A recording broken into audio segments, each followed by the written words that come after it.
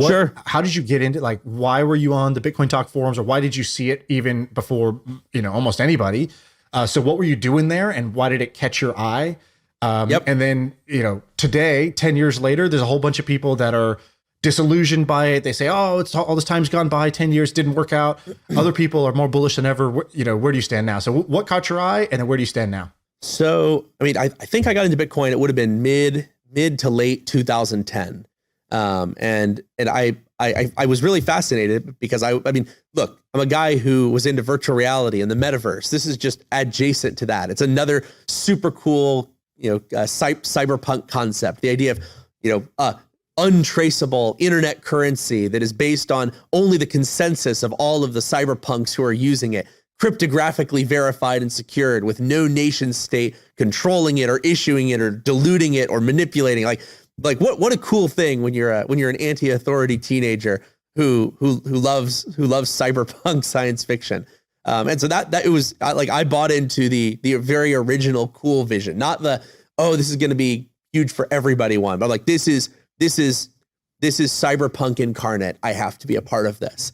And when I started, my initial thinking was not that it was a good store of value. That's actually been, I think, the most contentious thing about crypto is after it started skyrocketing. I didn't buy it because I was speculating. Nobody was even thinking about that back then. Like it's crazy to me to watch all these new crypto kids get in, and it seems like it's all about just having coins, pumping the value, dumping them. It's really just, this financial markets play that I've never believed in, because I always believe in, investing in the whole market. But to me, it was always value as a means of moving wealth around. It's not as a store for years or decades. It's a way that you can move wealth around without being beholden to any centralized authority or centralized power. And I think today, like, even for all the issues Bitcoin has and people, putting it down because of it crashing. Well, first of all, every time there's a Bitcoin crash, it's like, oh no, it's crashed to only 10x what it was 2 years ago. Every single time, every crash is like that. But more importantly, it's still a good way to move value around.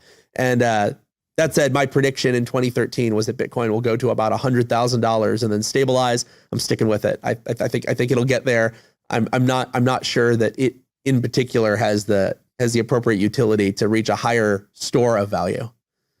And wow, okay, amazing. And then did you? Oh, by the way, I have to throw out there, I'm one of those guys who lost a bunch of coins in the Mount Gox hack. Oh man, I got Goxed good. And it was one of those things where there was no, like, looking back, everyone's like, oh my God, I can't believe that you would have. And I had most of my coins in my own wallet, but I had a significant amount on Gox because people were transferring coins to my Gox account. And now everyone's like, oh my God, of course you would never keep your coins in an exchange. But like, I was 16 years old, and like, there was no like idiot's guide to Bitcoin back then. It was the type of thing you only used if you were a crazy internet nutter. And so you've mentioned forums, and I'm a big forums guy. Like I remember, BBS. I wasn't like before, whatever was before BBS. That's not me, but I've been on forums and I love forums. And you talked about Amen. The Bitcoin Talk forums. I went and read a bunch of your early posts on what was the name of the, like, Mod Retro? No, the headset one, the head mounted MTBS display. 3D. Yeah, exactly. There like we go. Your old posts there. I went and like stalked them just to be like, because I like to see the origin. It's fun. I'm like, what are the like archaeologists for like the internet? I like to go find the original shit. And so, I saw you posting there, and you're like, hey, I'm trying to build this thing. I'm thinking about doing this. You did a bunch of like kind of really cool crowdsource stuff. I think you even like asked Reddit, like, should we buy Vive or something like that? You did a bunch of cool stuff on forums. And I thought about that. And some of them, like, when I learned poker, I learned it through forums. Yep. If you think about today, like, who's the 16-year-old version of you today, what forums do you think they're hanging out in? What's the thing? Because when you were doing this is 15 years ago. Like, VR is still early, and you were early. Same thing with Bitcoin. You were early. And so what do you think are the interesting forums today that people are hanging out in that you think will play out over the next decade or so? And also, what are some of your favorite pockets of the web and forums that you're hanging out in?